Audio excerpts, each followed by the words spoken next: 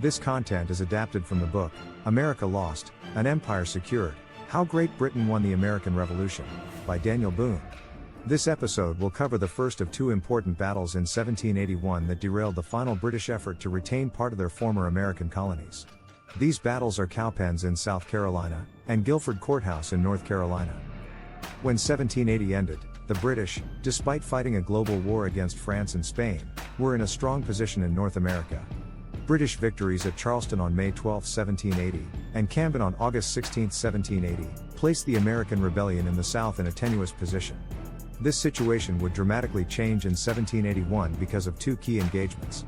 These two battles fought early in the year in South Carolina at the Battle of Cowpens on 17th of January and in North Carolina at the Battle of Guilford Courthouse on 15th of March, altered the strategic situation in the war for both armies and led to the eventual British defeat at the Battle of Yorktown in October 1781.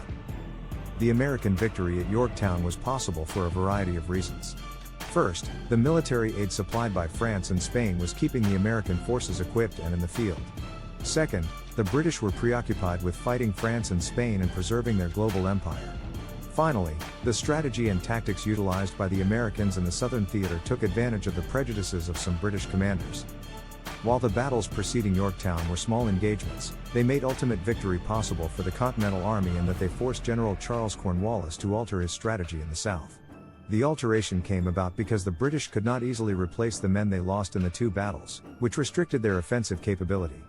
These losses prompted British leadership to order Cornwallis into Virginia, which in turn prompted the Americans and French to shift their forces from attacking New York City to confronting the British in Virginia. Prior to 1781, however, the Americans were losing the war. At Charleston, American General Benjamin Lincoln surrendered the city to British General Sir Henry Clinton along with 6,000 muskets, 391 cannon, and numerous supplies. The British also took over 5,000 American prisoners. This was a crushing blow economically, militarily, and to morale. South Carolina was the richest colony in America, and the British needed to secure that wealth to bolster their campaign in the Northern Theater.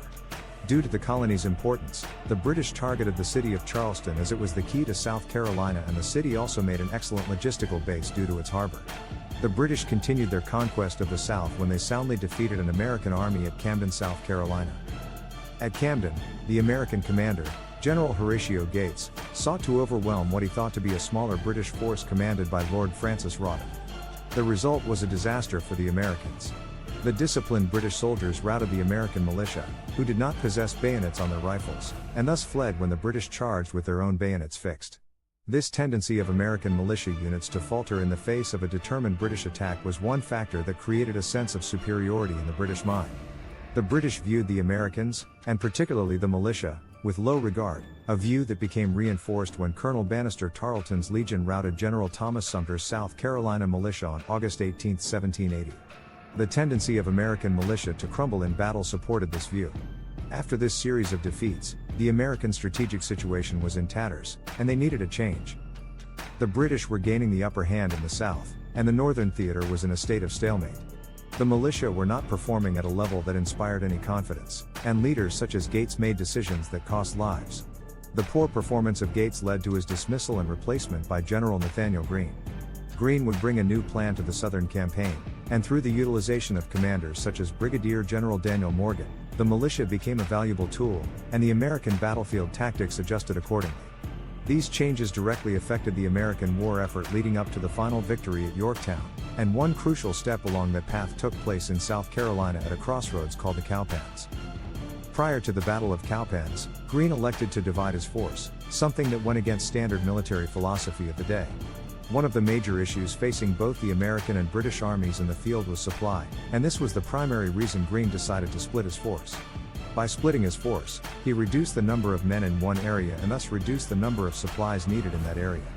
Greene also used the division of his force to threaten multiple British elements in the field. The division of the American force also placed the British in a difficult situation. Should Cornwallis strike at Greene, Morgan would be free to strike lightly defended British outposts elsewhere. Should Cornwallis focus on Morgan, Greene could then threaten the British supply line in Charleston. If the British struck into North Carolina, the Americans would be free to hit the British rear or flanks. Cornwallis' response to Greene's tactics was to divide his own force into three sections. His plan dictated that Tarleton's Legion would lead, find and fix the enemy, and then Cornwallis would bring up the regulars and crush the Americans. Cornwallis also kept a reserve, commanded by General Alexander Leslie, to bring up the rear. Unfortunately for the British, the plan did not unfold as envisioned, and the three wings soon became separated prior to the Battle of Cowpens. When Morgan arrived at Cowpens, he found the broad river flooded and unpassable for the army, and while many of Morgan's officers disagreed with the selection of Cowpens to make a stand, Morgan made the decision to fight. The decision would be a fortuitous one for the Americans, in part because the British wings became separated during the advance, and Cornwallis could not aid Tarleton. After selecting the site where he would make his stand, Morgan arranged his men to meet the oncoming British led by Tarleton. The American force received a welcome boost the night before the battle by the arrival of numerous militia units from surrounding areas. Morgan quickly dispersed these men into his defensive system, including a handful of mounted militia that he assigned to Colonel William Washington's cavalry. After this, Morgan ensured the men ate and rested before the coming engagement, something that played a crucial role in the battle. Morgan set up his defense at Cowpens in a unique manner by utilizing a defense-in-depth approach. This type of defense would draw the British into a linear approach designed to exhaust the attacking force, for Morgan knew that Tarleton favored a direct, frontal attack method. The American arrangement began with riflemen acting as skirmishers, which would be the first line of defense. They would fire and then retreat behind the second line comprised of militia units. Morgan, knowing the propensity of the militia to flee in the face of a determined British charge, as they had done at Camden, gave orders for the militia to fire 3 shots and then retreat behind the main line of Continental regulars in predetermined routes. This was a wise decision, for it gave the militia units a goal, and a means of retreat. Behind his main line of regulars, he placed Washington's cavalry in a shallow gully. This defense was what Tarleton faced on his approach in the early hours of the morning. However, he did not see the entire American arrangement due to the skirmishers in the front. Tarleton surveyed the American position, and from what he could see, deemed it advantageous to the British, being that the Americans had a river at their back.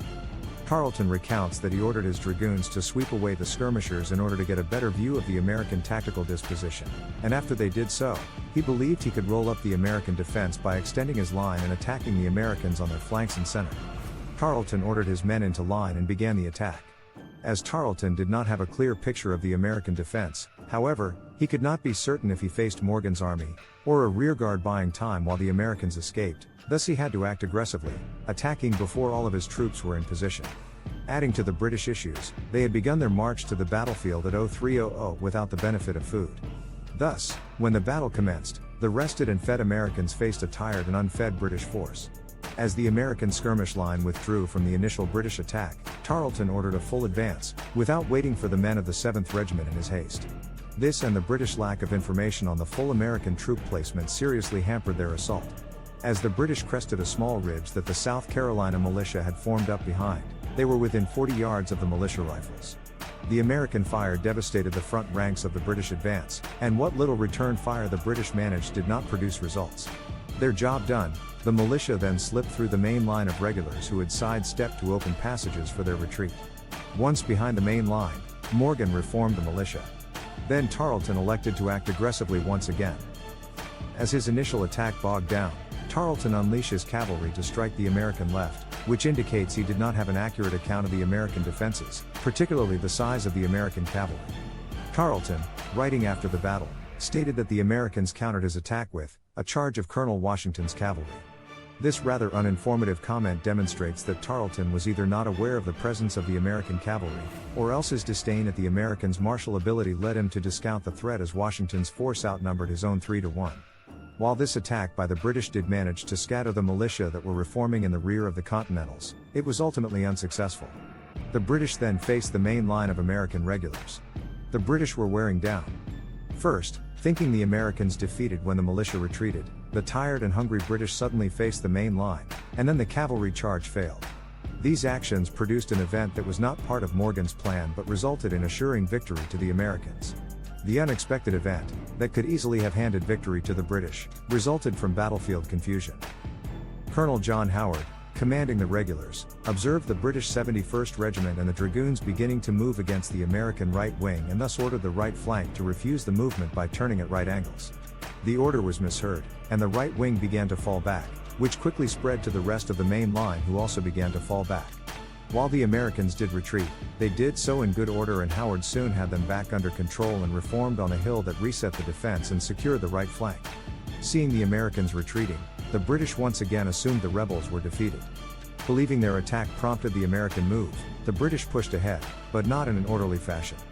The Americans, who had regrouped, turned and fired into the oncoming British at 30 yards, and the volley shattered the enemy charge.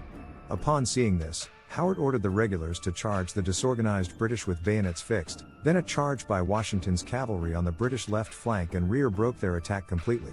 The British retreated back across the battlefield, which Tarleton described as, "A general flight ensued, neither promises nor threats could gain their attention." The Battle of Cowpens was over, and it was costly for the British. Tarleton's command had included all the British light infantry, and their destruction at Cowpens seriously damaged Cornwallis's ability to achieve victory in the south, as if their loss restricted British mobility. Both strategically and psychologically, the Battle of Cowpens shifted the war in America's favor and disrupted the British Southern strategy. The Battle of Guilford Courthouse would continue that movement.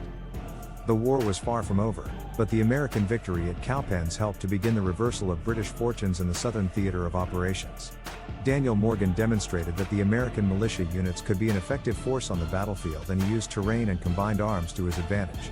The British Army was seriously depleted by the losses at Cowpens, losses they could not recover. Within 2 months, the two forces would meet again in North Carolina.